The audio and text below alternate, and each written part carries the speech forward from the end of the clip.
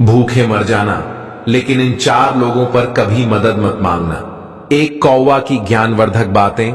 जय श्री कृष्णा मित्रों, आज इस वीडियो में जो हम आपको कहानी सुनाने के लिए जा रहे हैं, ये कहानी एक कौवा की है। इस कहानी में एक कौवा ने ऐसी ज्ञानवर्धक 4 बातें बताई हैं कि चाहे भूखे मर जाना, पर इन 4 लोगों पर कभी मदद की भीख मत मांगना। तो मित्रों, वो कौन से 4 लोग हैं जो कौवा ने बताए हैं कि भूखे मर जाना, पर इनसे कभी मदद की भीख मत मांगना? आइए जानते हैं, इस कहानी के माध्यम से जानते हैं। और हां, आपसे निवेदन है, इस वीडियो को अनादर न करें और इस पवित्र कथा को पूरा सुने और आधा अधूरा छोड़कर जाने की गलती मत करना, क्योंकि इस पवित्र कथा को आधा अधूरा सुनने से पाप भी लग सकता है। और हां, हमारे चैनल के पेज के नीचे एक लाइक का बटन है, उसे जरूर दबाएं और लाइक करके जय श्री कृष्ण अवश्य लिखें। आइए मित्र, अधिक विलंब न करते हुए और सीधे कहानी पर पहुंचते हैं। दोस्तों, एक समय की बात है कि किसी जंगल में एक बार तबाही आ गई। तब आई कैसे आ गई थी उस जंगल में? बारिश के सीजन में भी बारिश नहीं हुई, एक बूंद पानी भी नहीं बरसा, सूखा पड़ चुका था। इसलिए जंगल के रहने वाले जानवरों के लिए, पशु पक्षियों के लिए कोई भी खाने की व्यवस्था नहीं रही थी। सब भूखे मर रहे थे। जानवर, पशु पक्षी धीरे धीरे उस जंगल को छोड़कर के दूसरे जंगल की ओर जाने लगे थे, दूसरे राज्य की ओर जा रहे थे। दोस्तों, उसी जंगल में एक कौवा का जोड़ा रहता था। वो कौवा का जोड़ा एक वृक्ष की डाल पर बैठा हुआ था। कौवा की जो मादा थी कौवी, वो बहुत ही भूखी थी, क्योंकि 3 दिन हो गए थे उन्हें कौवा और कवि के लिए कुछ खाने को नहीं मिला। कौवी बैठी बैठी डाली पर इधर उधर निहार रही है, कहीं कुछ खाने को मिल जाए। तब तक क्या होता है कि उसी वृक्ष के नीचे एक लोमड़ी एक मांस का टुकड़ा दबा करके आ जाती है। कौवी ने देखा तो उसके मुंह में पानी आ गया और कौवी जो थी लोमड़ी से कहने लगी, लो, मेरी बहन मैं 3 दिन से भूखी हूं, बहुत बड़ी मेहरबानी होगी आपके पास जो है, इसमें से थोड़ा मांस का टुकड़ा हमको भी दे दो, जो हमारी भूख शांत हो जाएगा, नहीं तो मेरा दम निकल जाएगा। दोस्तों, लोमड़ी ने देखा कौवी की तरफ अपने पति के साथ में बैठी है, तो लोमड़ी तो चालाक थी, क्योंकि ये तो आप जानते ही हैं कि लोमड़ी चालाक होती है। लोमड़ी ने विचार किया, इस मांस का टुकड़े से तो हमारा पूरी तरह से पेट भी नहीं भरेगा, और यह अच्छा मौका है, इसको अपने पास बुलाते हैं, और जैसे ही एक पास में आएगी इसको मारेंगे और खा जाएंगे, हमारा पेट भर जाएगा। दोस्तों, फिर लोमड़ी ने कौवी से कहा था कि कभी घबराए नहीं, तुम नीचे आ जाओ और तुम्हें अपने पास में बैठ करके बड़े प्यार से तुम्हें इस मांस के टुकड़े को खिलाएंगे। दोस्तों, कौवी भी तैयार हो जाती है और जब जाने को तैयार होती है, लोमड़ी के पास अभी कौवा रोक लेता है। कौवा कहता है कि आप पागल हो गई हो, तुम्हारी और हमारी दुश्मन है, ये शिकारण है, अगर तुम नीचे गई ये मांस का टुकड़ा को छोड़ देगी और तुम्हें मार करके खा जाएगा। कौवी भी कहती है, नहीं मारेगा, मैं जाऊंगी जरूर, ये हमारे साथ ऐसा नहीं करेगा। कौवा फिर समझता है, तो मेरी बात को समझो, इसके पास ना जाओ, और नहीं तो ये तुम्हें मार के खा जाएगा। कौवी फिर भी कौवा की बात को नहीं समझती है, तो कौवा कहता है कि ऐसे तुम नहीं समझोगे, हम तुम्हें एक दास्तान सुनाते हैं, तब तुम समझोगी। ध्यान से मेरी पहले एक बात को सुनो, उसके बाद मैं जाना। दोस्तों, कौवी बैठ जाती है और लोमड़ी के पास में नहीं जाती है, और कौवा की बातें सुनने लगी। कौवा कहने लगा और समझने लगा, सुनो कौवी, कुछ समय पहले की बात है, इसी जंगल में एक बरगद का पेड़ था, और इसी बरगद के पेड़ में एक तोता और तोती रहते थे, यानी तोता तो तीका जोड़ा रहता था, और उसी बरगद के पेड़ के नीचे एक जो था सांप रहता था। इधर तोती जो अंडा दिया करती थी, उस अंडों को मैं सांप खा जाया करता था। जब भी तोती भोजन की तलाश में जाती थी और अंडे अकेले रह जाते थे, तो सांप निकलता था और आराम से अंडों को खा जाया करता था। कभी कभी तो बच्चे भी बन जाते थे, तो सांप बच्चों को भी खा जाया करता था। ये देख करके तोती बहुत परेशान हो चुकी थी। तोती के साथ में ऐसा कई बार हुआ। तोती बहुत दुखी हुई और बैठी बैठी रो रही थी। तोता भी बैठा बैठा रो रहा था। उसकी बरगद की एक डाल पर जलकुआं आकर के बैठ जाता है। और जलकुआं ने जैसे ही देखा कि तोती रो रही है तो जलकुआं ने पूछा से तोती क्या हुआ, तोती तुम बैठी बैठी क्यों रो रही है। तोती ने सारी दास्तान सुना डाली और कहा मेरे साथ ऐसा कई बार हुआ है, मैं जितनी बार अंडे देती हूं, जितनी बार मेरे बच्चे होते हैं, इसी बरगद के पेड़ के नीचे एक सांप रहता है और वह निकलता है। जब हम लोग कहीं भोजन की तलाश में निकल जाते हैं तो मैं सांप निकलता है और हमारे अंडों को, हमारे बच्चों को खा जाता है। हम इस बात से बहुत परेशान हैं। हम कर भी क्या सकते हैं, क्योंकि हम उससे अपना बदला भी नहीं ले सकते, हम उससे लड़ भी नहीं सकते, वो बहुत खतरनाक है, बहुत ही दुष्ट है। तोती की ऐसी दुख भरी दास्तान सुनकर के उस जलकुआं को तरस आ जाता है और जलकुआं कहता है तोती बहने, तुम्हें अब परेशान होने की जरूरत नहीं है, अब हमारे साथ चलिए, पास में एक तालाब है, उससे मछली पकड़ करके लाएंगे। तोती कहती हैं मैं आपकी बात को समझ ही नहीं। तब तोती से जलकुआं समझाता है जब दुश्मन भारी पड़ जाएगा, जब शत्रु पहलवान हो, बड़ा हो और उससे जाकर के लड़ ना सको तो उसे बुद्धिमानी से हराना चाहिए। तोती ने कहा वो कैसे जलकुआं है।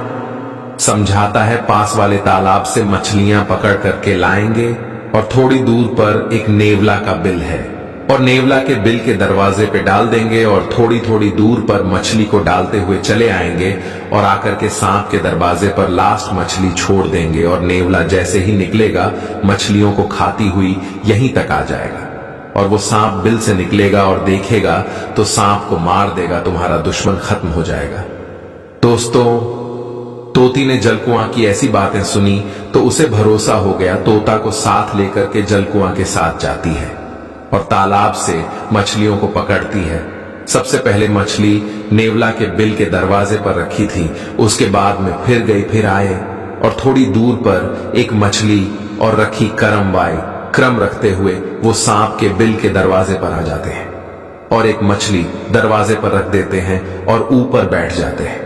अब जलका हुआ कहने लगा उस तोती से अब इंतजार करो, थोड़ी देर के लिए प्रतीक्षा करो, अब देखिए कि क्या नजारा होता है। दोस्तों, इधर क्या होता है, थोड़ी देर के बाद में जब उस बिल से नेवला बाहर निकलता है और उसने दरवाजे पर जब मछली पड़ी हुई देखी थी तो भगवान को धन्यवाद देने लगा और कहने लगा प्रभु, आज तो आप बहुत ही मेहरबान हैं, जो भोजन स्वयं चल करके हमारे घर पे ही आ गया। मछली को नेवला खाता है, उसके बाद में वो नेवला और आगे बढ़ता है तो उसे मछली एक और मीलती है, फिर वो खाता है, फिर आगे बढ़ता है, यानी मछली उसे मीलती चली गई, वो खाता चला गया और खाते खाते वो वहीं आ गया जहां वो सांप रहता था। उसके दरवाजे पर एक मछली पड़ी थी। नेवला ने वो मछली खाई, फिर नेवला ने बोला और विचार किया इसका कारण क्या है कि मछली करमवाई क्रम, हमको मछली मिलती रही और हम खाते रहे और यहां तक आ गए, लगता है ये किसी का घर है। पता नहीं किसी ने हमारे साथ तो कोई चाल तो नहीं की, चलो इंतजार करते हैं। दोस्तों, वो नेवला उस सांप के बिल के दरवाजे पर बैठ करके इंतजार करने लगता है। सोचता है अगर कोई होगा तो इससे जरूर बाहर थोड़ी देर में निकलेगा। दोस्त, कुछ समय के बाद में जब सांप निकलता है और नेवला सांप को देखता है तो समझ जाता है कि हमें लगता है इसकी चाल, और ये तो आप जानते ही हैं कि सांप और नेवला की कट्टर दुश्मनी होती है। दोस्तों, नेवला और सांप की भयंकर युद्ध होता है और दोनों लड़ने लगता है। अंत में नेवला जीत जाता है और को मार देता है। ये देख करके वो तोती बहुत प्रसन्न होती है और तोती उसी वृक्ष की डाली से आवाज लगाती है जलकुआं भैया, मैं आपको बहुत तहे दिल से धन्यवाद करती हूं, क्योंकि इसकी वजह से मैं बहुत परेशान थी। आज आपने हमारे दुश्मन को मार दिया, आपका मैं बार बार धन्यवाद करती। तोती बहुत प्रसन्न थी। इधर नेवला ने देखा एक तोता तोती का जोड़ा बैठा हुआ है तो नेवला समझ गया, अच्छा इसका मतलब ये जाल तुम्हारा ही बनाया हुआ है। और उसके बाद नेवला को तोती सारी दास्तान सुनाती है। उसके बाद नेवला कहता है कि तो क्या ऊपर सही धन्यवाद देती रहूंगी या नीचे आकर के धन्यवाद दोगी। दोस्तों, वह तोती उड़ती है और नेवला के पास में पहुंचती है और पास में जाकर के बैठ जाती है, लेकिन नेवला उस पर भी वार कर देता है, उसे मार देता है और तोती को भी मार के खा जाए, तोता उधर सोच रहा है कि एक दुश्मन से हट नहीं पाई, एक दुश्मन से जीत नहीं पाए, तब तक दूसरे दुश्मन के चंगुल में चले जाइए।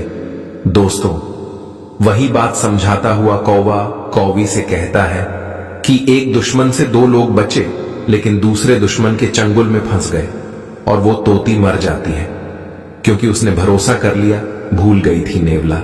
दुश्मन है, ये हमको छोड़ेगा नहीं, इसलिए इसको भी तुम न जाओ, ये हमारी तुम्हारी दुश्मन है, ये जरूर तुमको मार देंगे। और भूलकर इसी तरीका से इन चार लोगों पर कभी मदद की भीख नहीं मांगना चाहिए। कौवी को और इंटरेस्ट बढ़ता चला गया। कौवा की बात को सुनकर करके कौवी कहने लगी, वो कौन से चार लोग हैं जिन पर कभी भी इंसान को मदद नहीं मांगना चाहिए? तो कौवा समझता है, पहला वो है आपका दुश्मन। अगर दुश्मन से आप मदद की भीख मांगने के लिए चाहेंगे तो वह दुश्मन मदद नहीं करेगा, आप पर वार करेगा, आपको नुकसान पहुंचाएगा, आपको मार भी देगा। इसीलिए दुश्मन से कभी भी मदद की भीख नहीं मांगना चाहिए। दूसरा है अभिमानी, घमंडी। अभिमानी इस व्यक्ति के पास भी कभी भी मदद की भीख मांगने मत जाना, चाहे मर जाना, क्योंकि अभिमान के पास जाएंगे तो वो तुम्हारा अभिमान में आकर के, घमंड में आकर के तुम्हारा अपमान कर देगा, कुछ भी नहीं। तीसरा है कपटी के पास भी कभी मदद मांगने मत जा, क्योंकि कपटी जो होते हैं वो कपट भरे ही शब्द कहते हैं और कपट जरूर करते हैं, मदद तो नहीं करेंगे, लेकिन वो अपने कपट से तुम्हें कहीं ना कहीं फंसा लेंगे, तुमसे फायदा ले लेंगे और तुमको छोड़ डीएच देंगे, जिससे तुम्हारा बहुत बड़ा नुकसान हो जाएगा और तुम्हें पता भी नहीं चलेगा। इसलिए कपटी भी इंसान से मदद मांगने के लिए नहीं जाना चाहिए। चौथा है नशेबाज व्यक्ति। नसीब आज नशेबाज आदमी के पास भी कभी भी मदद की भीख मांगना, जैसे अगर आप कहीं जा रहे हैं, रास्ते में खड़े हैं, आपको कोई वाहन नहीं मिल रहा है और कहीं से एक बाइक वाला नशे में आ गया और उसके लिए अपने हाथ दिया, उसने रोक दिया और उसकी बाइक पर बैठ गए, क्योंकि वो तो नशे में है। आप तो जानते हैं कि नशे में व्यक्ति वाहन कैसे चलाएगा, कहीं ना कहीं जाकर के तो ठोक देगा या कहीं गड्ढे में डाल देगा, खुद मरेगा और तुमको भी मार देगा।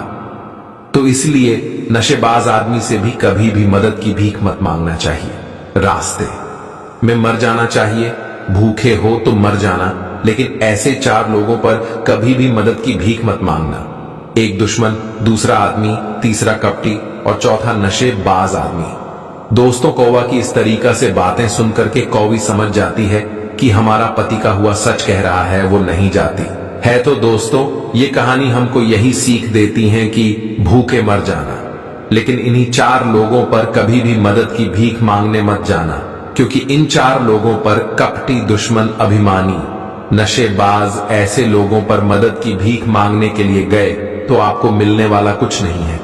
आपका नुकसान हो जाएगा, आपका अपमान हो जाएगा, आपकी जिंदगी भी जा सकती है।